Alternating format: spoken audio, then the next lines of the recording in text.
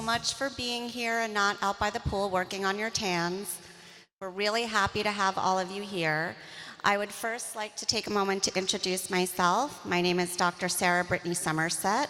I launched the first dedicated cannabis and drug policy related news desk at the United Nations headquarters in 2011. And in that capacity, I've accompanied the UN Security Council on missions, including to the Amazon base in Somalia and throughout the MENA region. I'm the founding member of the Cannabis Embassy, along with a global consortium of analysts, researchers, and activists. The Cannabis Embassy serves as a liaison for the cannabis industry to the Commission on Narcotic Drugs and other UN committees. Our ultimate goal is to have cannabis descheduled from the UN Treaty, the 1961 Single Convention on Narcotic Drugs, and we truly appreciate all of your support. I'm thrilled to introduce this amazing powerhouse lady next to me, Dr. Shonda Macias. Holla. Yes, I actually had pause for applause written on my notes. Dr. Shonda is the Chief Executive Officer of National Holistic Health. It's a multi-country operator, so cheers to that. And she is also chairperson of the board of Women Grow, which is the first and longest running national cannabis network for women. And it's a business incubator, it's a support system, it's amazing. Everyone join Women Grow.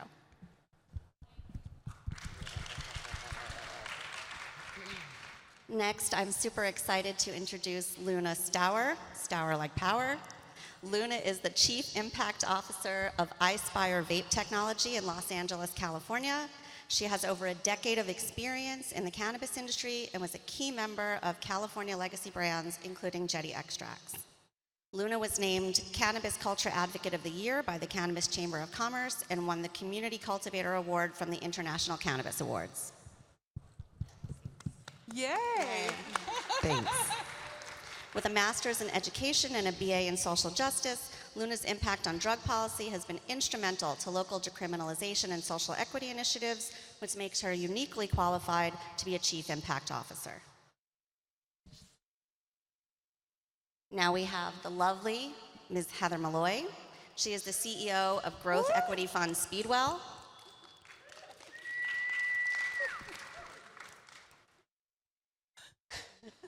Okay, so I'm just going to jump right into our questions because we don't have a lot of time. Dr. Shonda, what challenges do you anticipate encountering when expanding internationally, such as cultural differences, regulatory hurdles, things of that nature?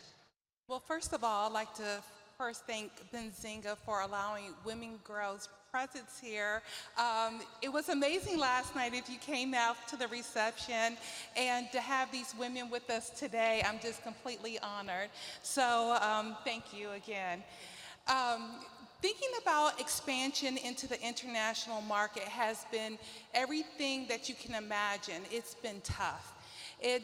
We're Deutschland Holistic in Germany, and what that means to me is that our barriers really start from everything with culturally, meaning like the language, translation of contracts, understanding the regulations, and also the labor laws. But most importantly, understanding the patient and the patient needs. It's completely different than what we encounter here in the US. So there's a lot of myths about people who are coming from the US market, pivoting over into the international market, thinking that people think about cannabis in the same way, which actually they don't.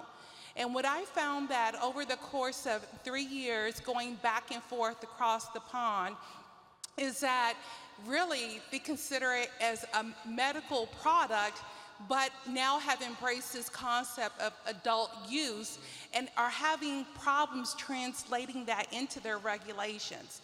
So I would say there is just a very complicated way to go through this matrix, but when it comes down to it, we should all still be fighting for open access to this medicine. Yes. Absolutely. Absolutely. Okay, I have another question for you. How would international expansion align with your long-term business objectives, such as increasing global market share or enhancing brand recognition? Well, people who know me know what my passion and my purpose is. If I don't create a supply chain so all the women in this room could put your brands on the market in the EU, who else will? Did you hear me? Like, the only supply chain that exists today are with the big MSOs. How are you going to get your brand across into this big world dynamic, this global supply chain, if you don't have your advocate doing it? And so when I think about the mission of Women Grow, is to help the entrepreneurs, the women that are looking for the opportunity, that has sacrificed their lives for this plant, and to be able to actually work in the global marketplace. So for me, that just doesn't change. It does not change. I am here for our mission. And as soon as we can get those supply chains intact, believe me, all the women that I've seen here will have an opportunity.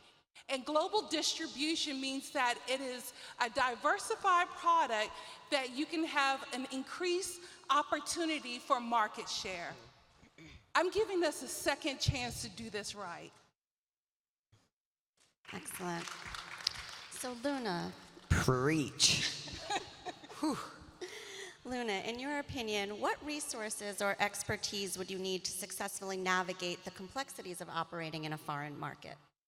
You got to be there, right? So we've been going out to Spain for the last 7 years, watching them grow, Germany as well. Just got back from South Africa and Cape Town, where their industry's blowing up, Thailand. Having boots on the ground is really important. Just flying in for a weekend or sending someone else out there, to your point, it's really important to show up in an authentic way. We're in the vape space, so there might be a ban in a certain country, or they might have certain regulatory systems that are not friendly to vape yet, or they're going to try to go there once there's dosing devices, like in the EU. There's EU GMP certification. There's a lot of things that, they have a lot higher standards than we are, because they actually care about public safety, or at least pretend they do. And so having those boots on the ground and knowing, we didn't know going in there that you need to have all of your products registered through the EU. We didn't realize that the contracts and things that are lost in translation. And also, you're going somewhere like Thailand. These are 5th, 6th generation growers. There's a lot of respect that has to be had and trust that's built. In order to even get into the rooms to even talk about what licensing looks like. And also what we're seeing in the EU is a lot of pharma is going to be, that's why I noticed you said deschedule and not reschedule. For those who are following this, reschedule just means that pretty much all craft is out the door, and it's going to be, unless you have a pharmacological lab, you're not really going to be able to produce these things. So what has gone here is not necessarily what it's going to be out there, and really unlearning your biases as an American operator and consumer is extremely important, and really showing up. Going to Spain for 7 years, they're not ready for vapes. They're completely not legal, even though Spanibus is the largest cannabis conference in the world, maybe. But it's seeding that trust so that when they are ready to go, they're like, hey, we've seen Luna's been around for a minute. Like, we want to go into vapes. It's cool. And it's not meant to be, a bait and switch. It's meant to be a long game where they know that you're showing up to be there for their culture and to help push their regulations forward. And if business works, it works. And it's really important that that trust is there, and also getting a strong enough brand so that they even want to do business with you or be a licensed partner or let you into their regulatory framework, because they are very gatekeepy in other places. And they also have seen how much we've messed up in the United States. The botched rollouts, the inefficient regulatory structure, the over control, the over taxation. So I don't know if they are really looking to us necessarily, other than veterans of this drug war. Really, like, we need them to tell us how to help them, and the best way to do that is to come really correct. Yes. Absolutely, completely agree. So what competitive advantages do you possess that could help differentiate your business in international markets? Do you have any unique products, technological innovations, things of that nature?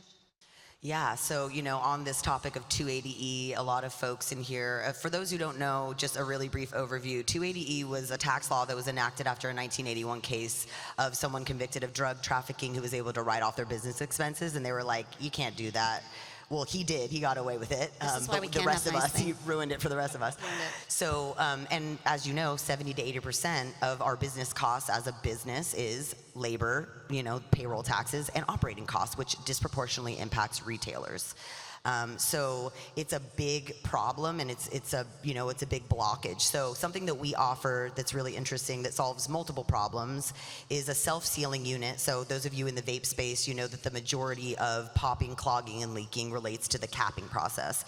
So we did an all-in-one where there's a self-seal, there's no cap, it fills from the bottom, it fills and seals when the needle comes out, and it has an auto-filling machine that two different operators can run, or one operator can run 2 different machines throughout the day. Hundreds of thousands of vape pens are able to be filled.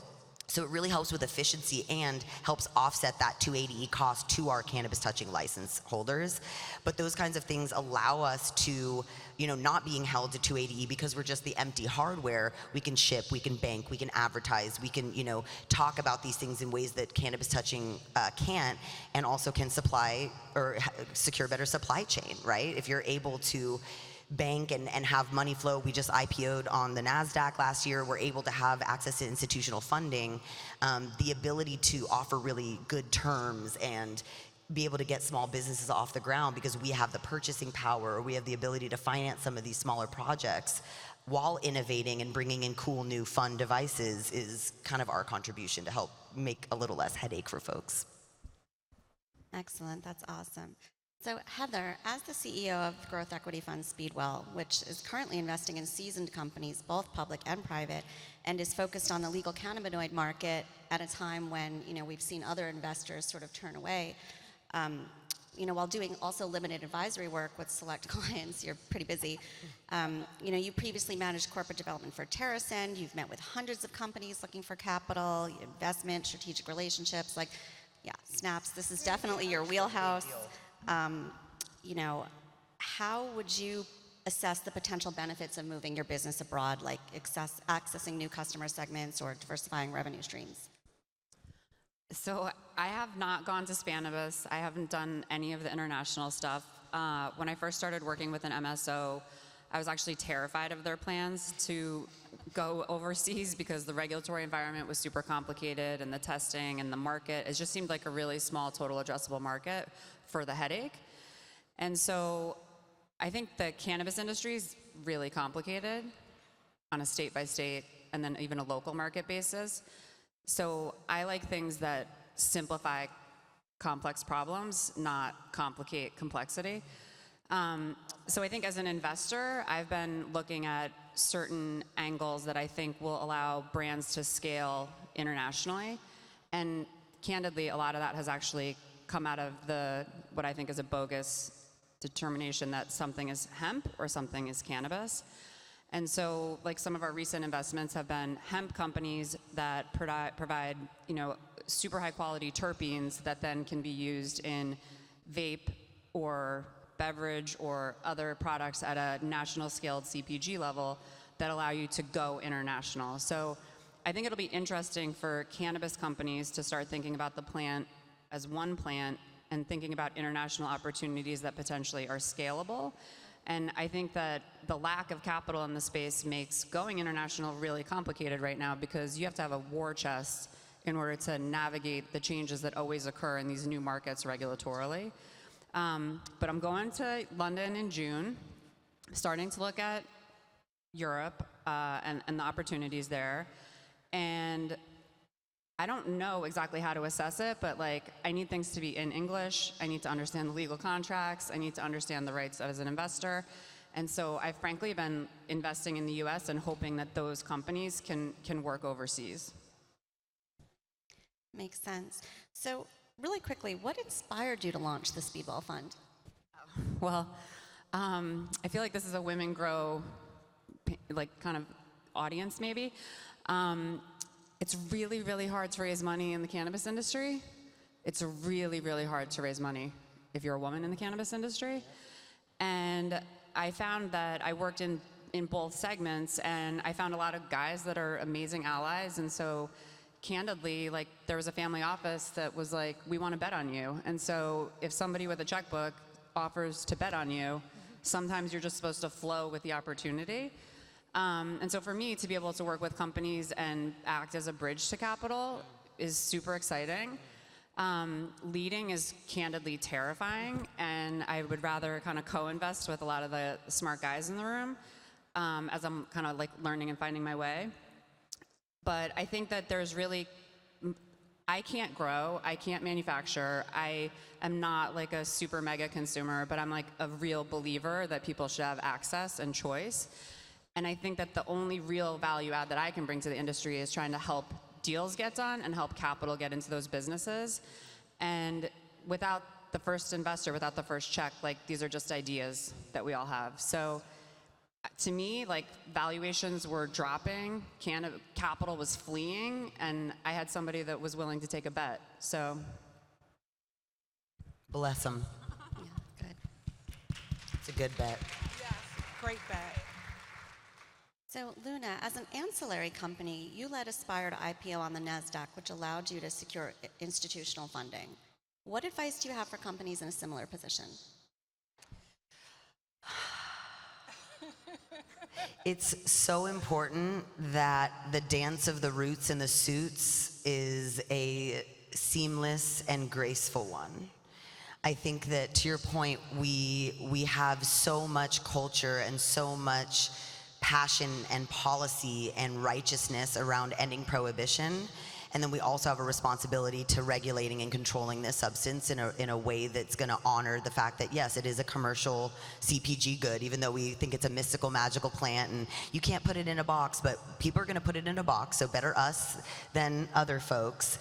And it's a big responsibility. You know, we're the first vape technology company to IPO, which is a lot of attention. You know, we are really conscious about the way that we show up, who we work with, how we work with them.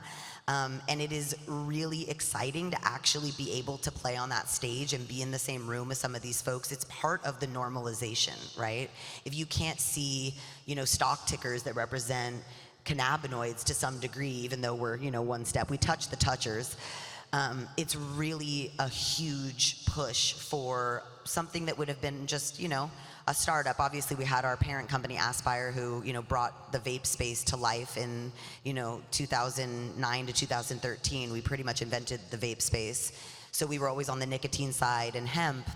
But coming into cannabis and bringing that real world experience with the spreadsheets and the institutional funding, I think that there's been, I'm from Northern California, I'm a hippie, I'm an activist, I'm all about the plant, and it's been a big jump for me to understand and really see the benefit and love and respect some of these institutional folks that are not here to just take and extract. There are people here that really want to help, that have true stories to cannabis, finding good investors who trust you, who are not looking over your shoulder or, you know, telling you how to be. Like, they still let me be up here and do this advocacy work. You know, for a publicly traded company, that's a big deal to have an impact officer that's an overt activist. I'm going to DC next week, we're lobbying, we're having a vigil on the White House lawn. Like, we have work to do, and we're not going to do it by playing small and saying no to all of these opportunities, right? There's some pride around protectiveness, and obviously there's some snakes in the grass. Not everyone's a good actor. We've seen a lot of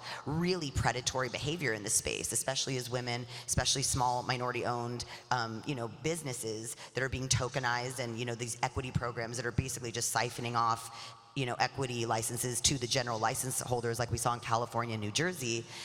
You know, but we need to have big boys in the room, and we need to be the big boys in the room. So it's not, you know, it's about how you do it and who you do it with. But it actually hasn't been as, you know, scary and no nightmares yet. It's been a year and it's been fabulous. It's only been positives. And obviously you can't, you know, you can't talk about everything you're working on, which is hard, because at these things, what do? Who you working with? What are you working on? Unless it's public knowledge, you can't really share it, so you have to play it cool. Like, sorry, I can't talk about that, which, you know, for a schmoozer, it's a little hard, but it brings you to the next level, and it's like, no, we have bigger things at play. This isn't really about our little startup culture anymore. We're part of a bigger environment, and we need to push to the top, because if we don't, someone else is going to be there, and I'd really rather it be us. Yes, definitely. Very well said. Thank you so much. Dr. Shonda, in what ways do you plan to mitigate the risks associated with expanding your business internationally, such as conducting thorough market research, focus groups, establishing local partnerships, having a street team on the ground? Like, what does your big takeover picture look like? You know, what's so interesting about that question is that what people don't remember is that cannabis is about the community. Before it was legalized or even, pseudo-legalized here in the U.S., if your mother or your cousin or your sister had cancer, you found cannabis to help them with their health care benefits. And, even today, there's still underground, railroads that we help patients with. And, that's where the plant started. So market research, where a lot of the big companies actually lose sight about cannabis, is about corporate cannabis. But when we go to Europe, we're at the Mary Jane Festival. we're with the community. Like, we're community-based. And so focus group, no, I talk to people. I ask them, what are your needs? What are you looking for? Why did you produce this product? What's different that you have here that we don't have in the US? But it's about connectivity with your local markets. It's really connecting to the people and understanding what their needs are. So what I would say, Sarah, is that let's remove the corporate veil and let's get back to basics. Right. Really, in this room, who's surviving? I think it's the illicit market. And I can't be mad at that because they know the formula. We've been doing that for over 30 years? We haven't picked it up. We don't know about that. And I say we, corporate America. But what is true and what will continue to persist until you understand our community and what we're looking for and what we're about, you will continue to struggle. And as much as that is boast about the world that everyone has these wonderful revenues, right now, the issue is that our community owes over $3 billion in tax dollars today because people are not paying their taxes. They cannot afford to keep their doors open and pay their taxes. So it is a facade that's going on in the cannabis industry that you're going to make money. If you're not supporting legalization, you will never make the money that you think you will. Until it's federally legalized, you will never make the money that you think you will. Don't let anyone tell you differently. So what you're doing in this room today is getting in position. You're fighting, you're advocating, and you're getting yourself ready for legalization, and then, and only then, will you see generational wealth.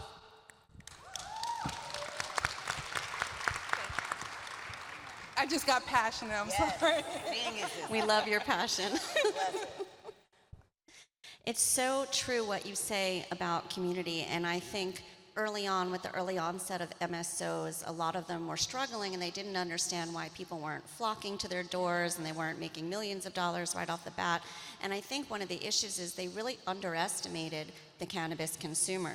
They thought they could just, put out anything and people would try it. But if people try your product once and it's not nearly as good as what they've been getting for decades on the unregulated market, they're not going to come back to you. All the fancy packaging and marketing in the world is not going to help if you don't have a quality product. So, having said that, Heather, what considerations have you given to making sure, because I know you also white label for certain brands, like what considerations do you put in place to make sure that your product is top of the line no matter who gets it? I think that's Luna. Yeah, that's for I'm Luna. sorry, Luna. It's okay. I was looking at Heather. Luna. I was like, I don't know how to answer this question. So I mean, this is for Luna. we have a really fun job. We just make it. So if you dream it, we need to know your formulation, your budget, your timeline in your dream, because we can do literally anything. Custom molds, cool window designs, black lights. Let's see if I have it in my pocket, in the shape of a California vape, in the shape of California. I mean, it's cool.